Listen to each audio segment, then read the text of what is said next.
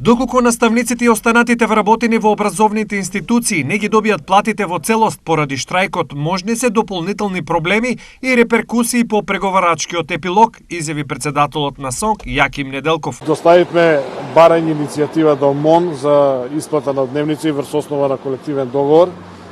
Имаме основ за таа работа и скоро сме сигурни дека ќе бидат исплатени во дејност на образование. За жал имаме проблем во труд и социјална политика со детска заштита.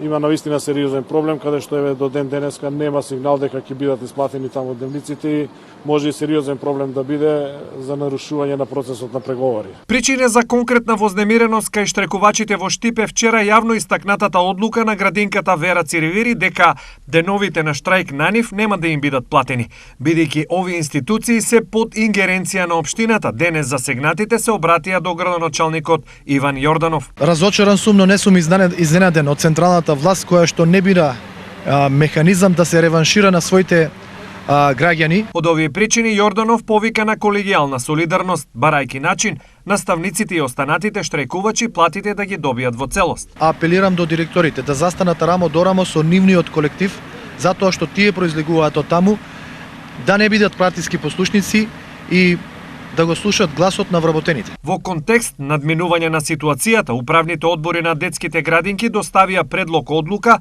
до Советот на општината. Родителите кои не ги носеле децата во градинка за време на штрајкот да се ослободат од партиципација. Советот ќе заседава на 18 овој месец.